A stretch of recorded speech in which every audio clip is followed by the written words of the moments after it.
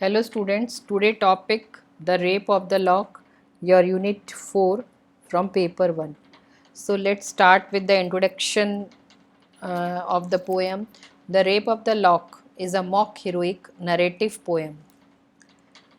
One of the most commonly cited examples of high burlesque, it was first published anonymously in Lintott's miscellaneous poem and translation in two cantos. Pop boasted that they sold more than 3,000 copies in its first 4 days. The final form of the poem appeared in 1717 with the addition of Clarissa's speech on good humor. The poem was much translated and contributed to the growing popularity of mock heroic in Europe. So, about the poem satirizes a small incident by comparing it to the epic world of the god. It was based on an actual event recounted to the poet by Pop's friend John Carroll.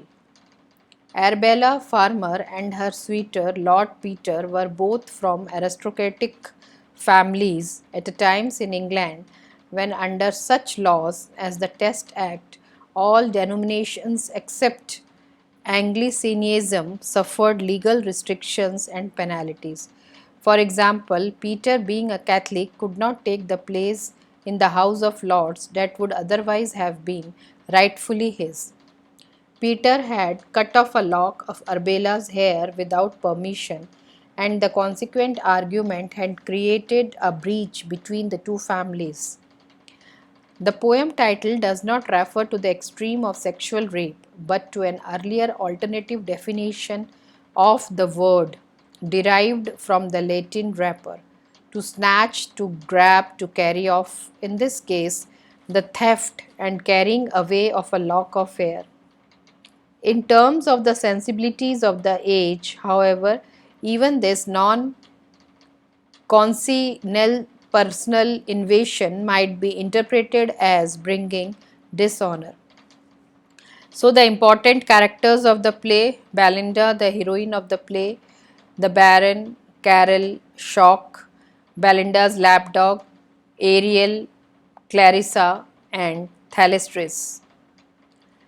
So, what is the mock epic and nature of poem?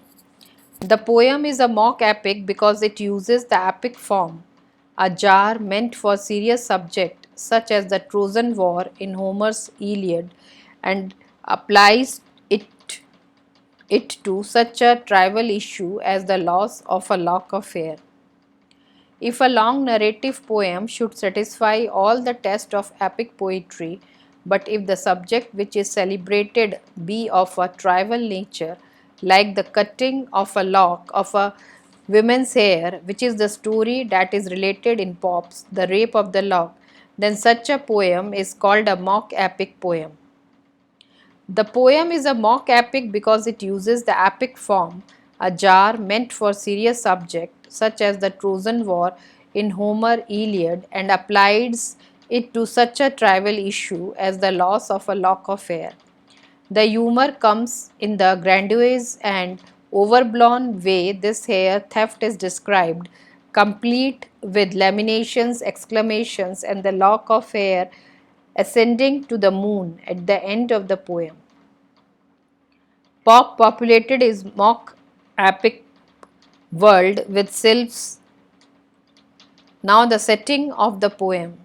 The Rape of the Lock is firmly set in the dressing rooms and drawing rooms of early 18th century, mostly about the ladies of the rich families, London and Hampton Court, one of the residences of the King and Queens of Great Britain. Theme of the poem: Pop's mockery is used in a playful way to explain a more serious issue that Pop sees. Pop feels that society makes a large deal out of things that are truly trivial. Now, the summary of the poem. Pop's The Rape of the Lock, generally considered to be the finest mock heroic poem in English literature, was written as a favor to Pop's friend John Carroll, to help smooth over a dispute between two upper class families. The genius of the dispute was the cutting of a lock of Arbella's hair by Robert Lord Peter, and Pop's answer was this poem, two of whose major themes is the battle of the sexes and the confusion of important values.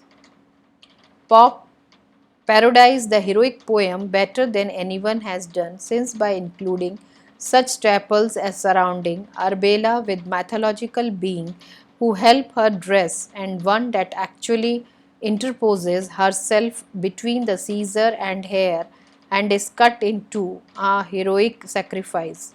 In addition, there is single combat between Arbela and Lord Peter on the Omber, a card game, table, intervention by the gods, and what's known as apotheosis of the law.